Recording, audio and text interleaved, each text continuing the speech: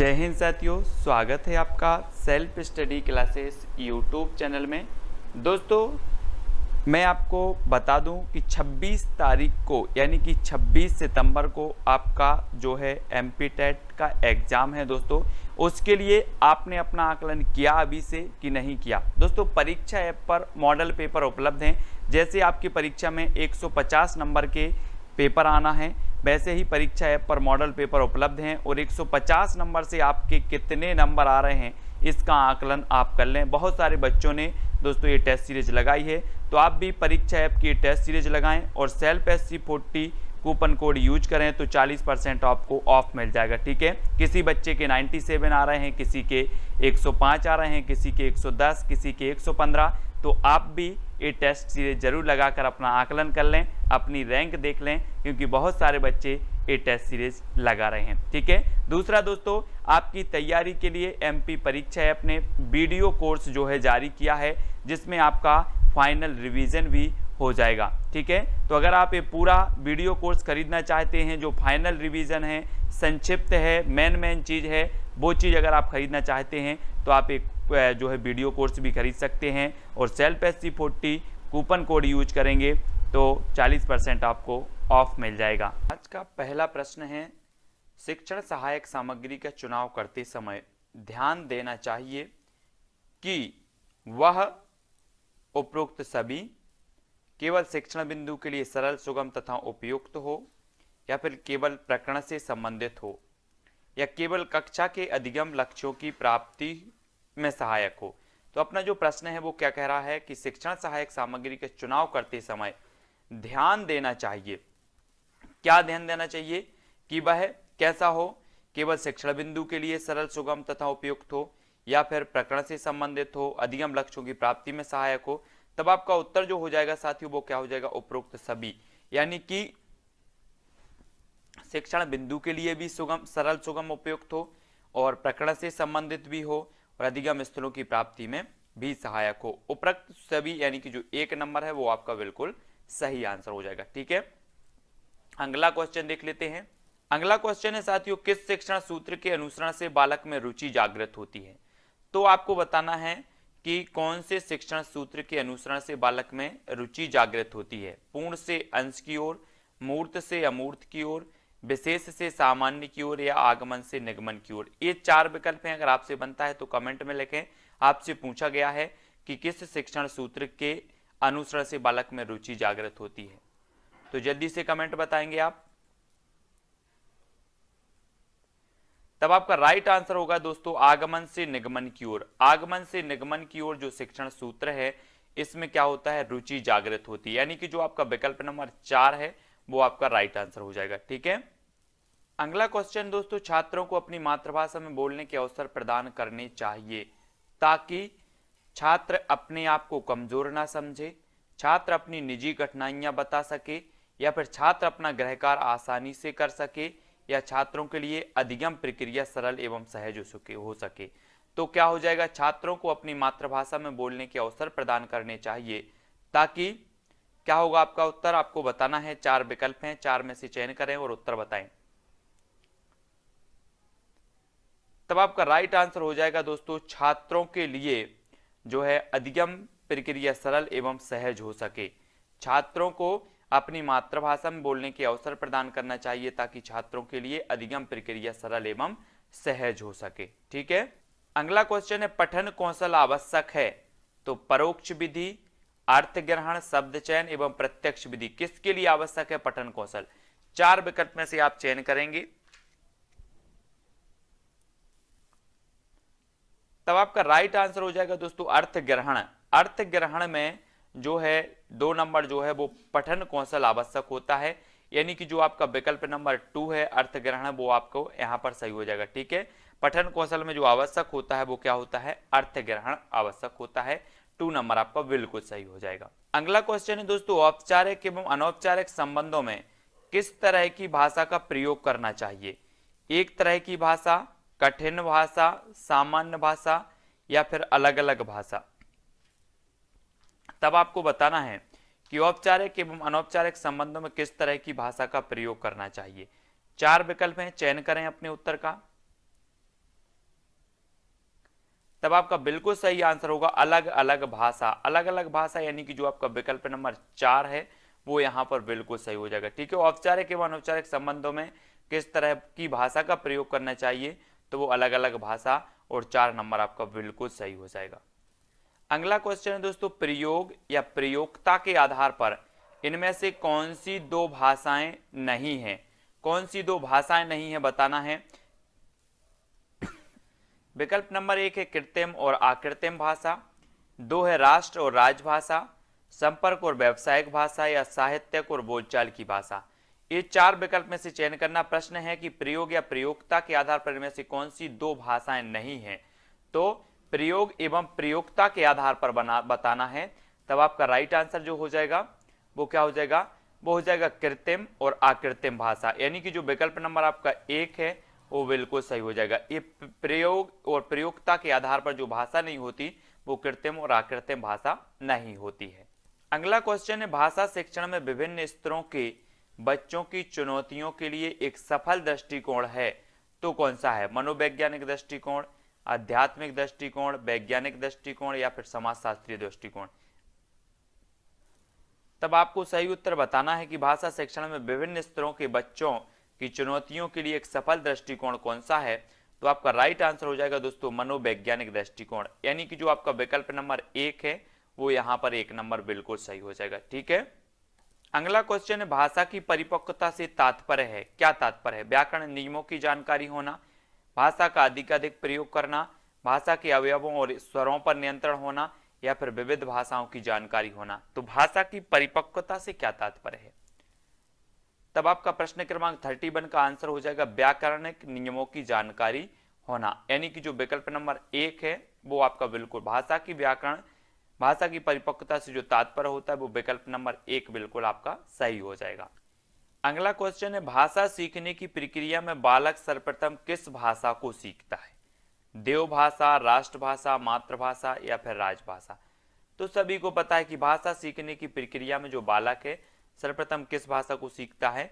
तो आपका उत्तर क्या होगा, मातृभाषा, यानी कि जो विकल्प नंबर आपका 3 है वो आपका बिल्कुल सही हो जाएगा। ठीक है, अगला क्वेश्चन देख लेते, भाषा अधिगम में किन छात्रों को कठिनाई नहीं होती। तो किन छात्रों को कठिनाई नहीं होती, जिसके अभिभावक शिक्षित हों, जिसमें आत्मविश्वास की कमी हो, जिनका मानसिक स्वास्थ्य ठीक हो, या जिसकी पारिवारिक स्थिति ठीक हो। तो भाषा अधिगम में किन छात्रों को कठिनाई नहीं होती बताना है हमें।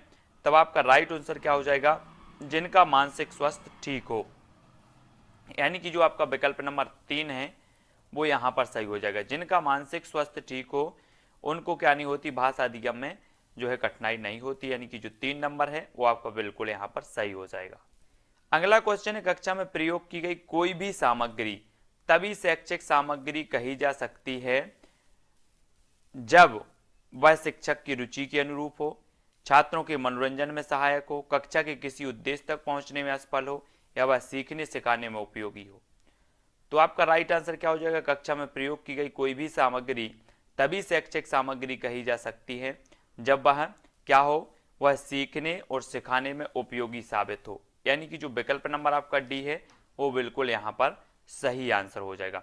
ठीक है, अगला क्वेश्चन देख लेते हैं। अगला क्वेश्चन है दोस्तों, स्कूलों में बालकों को सुनने की प्रक्रिया को बढ़ाने के लिए उपरोक्त सभी केवल विभिन्न घटनाओं को सुनना चाहिए, केवल कविताएं सुनानी चाहिए, या केवल कहानी सुनानी चाहिए, या उपरोक्त सभी। तो स्कूलों में बालकों की सुनने की प्रक्रिया को बढ़ाने के लिए जो है घटनाओं को सुनाना चाहिए, कविता सुनानी चाहिए, कहानी सुनानी चाहिए, यानी कि जो विकल्प नंबर 1 है वो बिल्कुल सही हो जाएगा, उपरोक्त सभी। ठीक है, प्रश्न क्रमांक 36। अगला क्वेश्चन देख लेते हैं। अगला क्वेश्चन है, सुलेख से क्या तात्पर्य है। स्वयं से लिखा हुआ आलेख, सुना हुआ आलेख, सुंदर लेख, या लेख की सुंदर कल्पना। तो सुलेख से क्या तात्पर्य हो जाएगा। तब आपका राइट आंसर क्या हो जाएगा, सुलेख से तात्पर्य होता है सुंदर लेख। सुंदर लेख यानी कि जो विकल्प नंबर आपका 3 है वो यहां पर बिल्कुल सही हो जाएगा। ठीक है, अगला क्वेश्चन है, किसी देश या प्रदेश के राजकाज या प्रशासन में जिस भाषा का प्रयोग किया जाता है उस भाषा को क्या कहा जाता है, आपको बताना है। तो उत्तर क्या हो जाएगा, प्रदेश की जो राजकाज या प्रशासन की भाषा होती है उसे क्या कहा जाता है, राजभाषा, यानी कि जो विकल्प नंबर आपका 4 है वो बिल्कुल राजभाषा यहाँ पर सही हो जाएगा। अगला क्वेश्चन है, सुंदरम कक्षा 8 का छात्र है, उसका सतत आकलन करने में सबसे अधिक क्या महत्वपूर्ण है? उसका सतत आकलन करने में सबसे अधिक महत्वपूर्ण क्या है? मौखिक परीक्षा, लिखित परीक्षा, भाषा प्रयोग की क्षमता या फिर व्याकरण की बारीक जानकारी।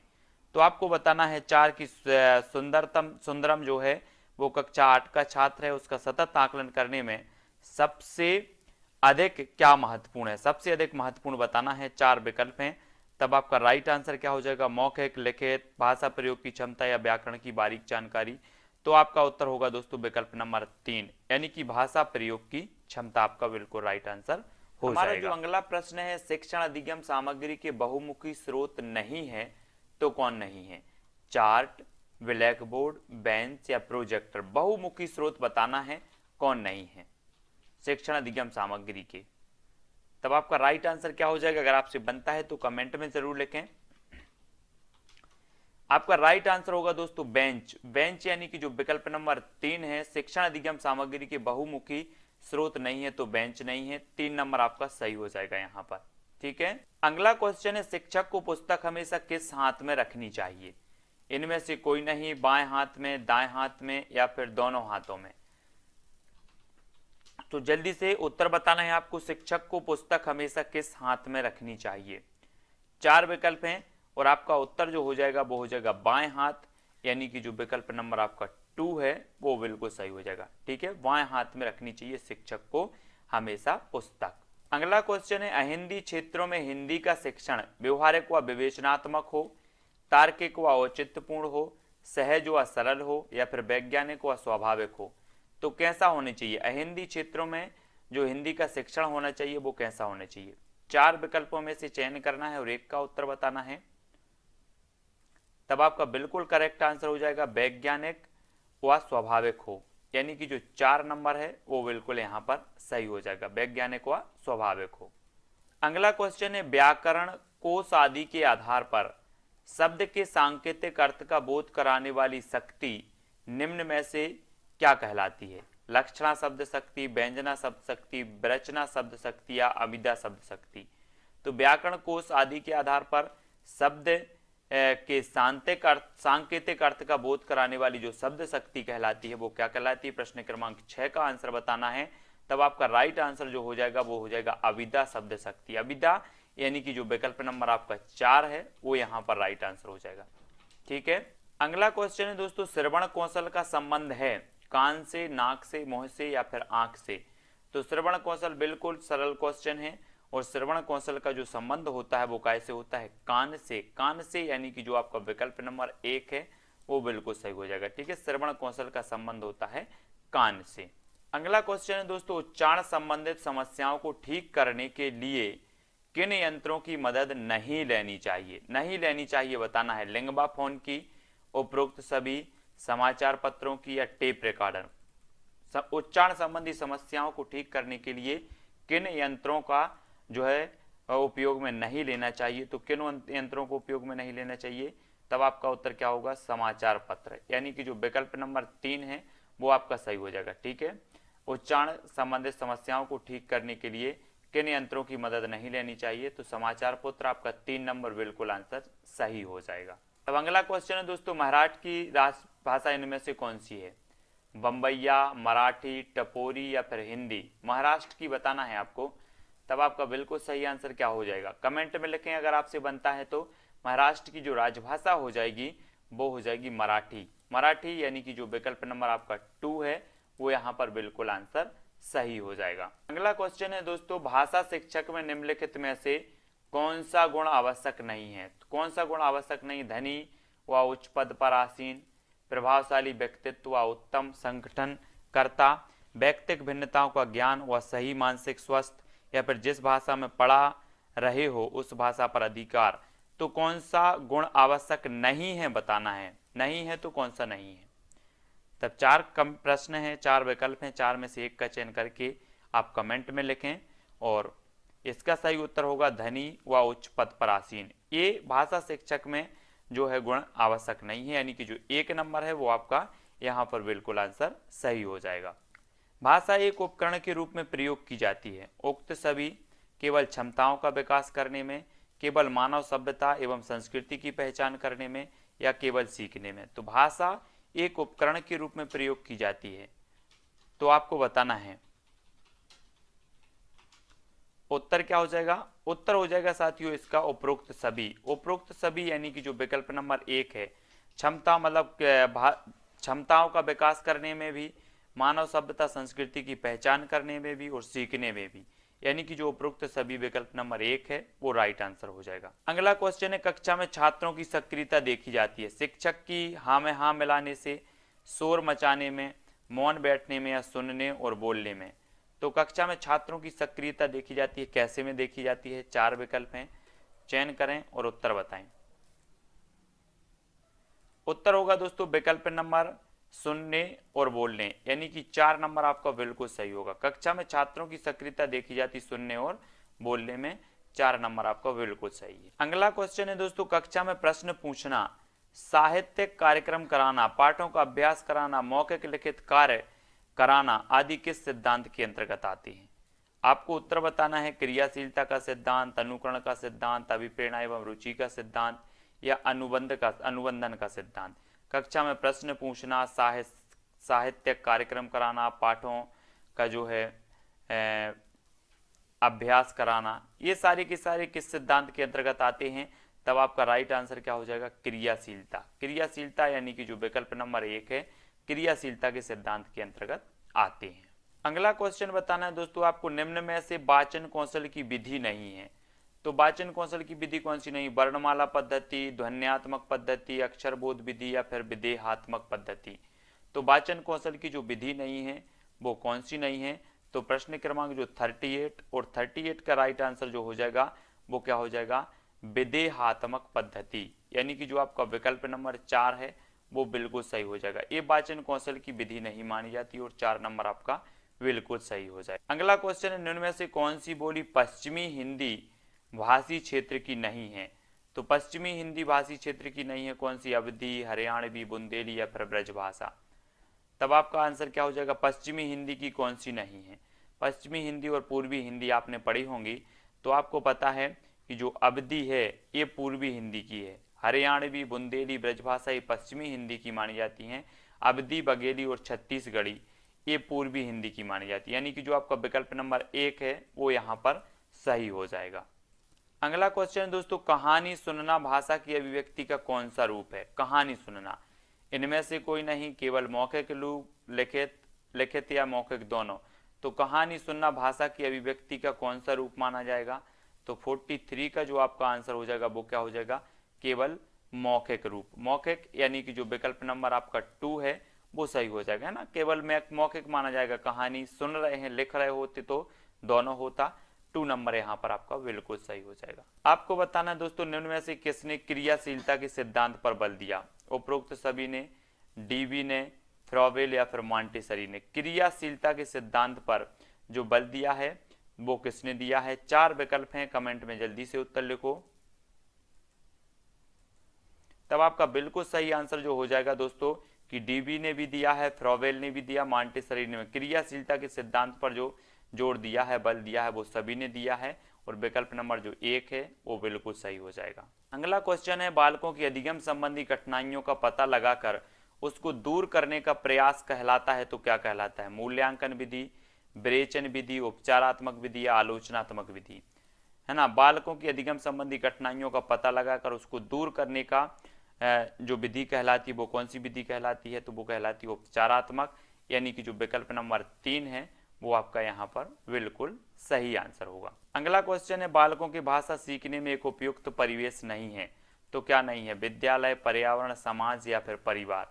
तो उपयुक्त परिवेश नहीं है बताना है, तो नहीं ही में आपका जो राइट आंसर हो जाएगा वो क्या हो जाएगा, पर्यावरण, यानी कि जो विकल्प नंबर आपका 2 है, बालकों की भाषा सीखने में एक उपयुक्त परिवेश नहीं है, पर्यावरण। 2 नंबर आपका यहाँ पर सही हो जाएगा। ठीक है। अगला क्वेश्चन है दोस्तों, नियमित रूप से किसी भाषा को सुनकर बच्चे क्या ग्रहण करते हैं। शब्द, ध्वनि, अर्थ, या भाषा की बुनियादी संरचना। तो नियमित रूप से किसी भाषा को सुनकर बच्चे क्या ग्रहण करते हैं। तो भाषा की बुनियादी संरचना, यानी कि विकल्प नंबर आपका जो 4 है वो बिल्कुल यहाँ पर सही हो जाएगा। तो दोस्तों आज के वीडियो के लिए बस इतना ही। वीडियो के लिए लाइक करें, वीडियो को शेयर भी करना है, ठीक है, सभी लोगों को। और टेलीग्राम ग्रुप से भी जुड़ना है। जो भी साथी अभी तक टेलीग्राम ग्रुप से नहीं जुड़े हैं वो टेलीग्राम ग्रुप से जुड़ जाएं। टेलीग्राम ग्रुप से जुड़ने के लिए आपको टेलीग्राम ऐप डाउनलोड करना है, फिर उसमें सर्च करना है IAS स्टडी ट्रैक और ज्वाइन हो जाना है, ठीक है। वीडियो को लाइक जरूर करेंगे और शेयर करेंगे। ऐसे अनेकों वीडियो आने वाले हैं, तो चैनल पर बने रहें और सभी लोग प्लेलिस्ट में जाकर के देखें। बहुत सारे वीडियो आपके जो है कोर्स से संबंधित हैं, तो प्लेलिस्ट में देखें, है ना। प्लेलिस्ट में पूरी की पूरी प्लेलिस्ट आपको बना रखी है। तो आज की वीडियो के लिए बस इतना ही। जय हिंद।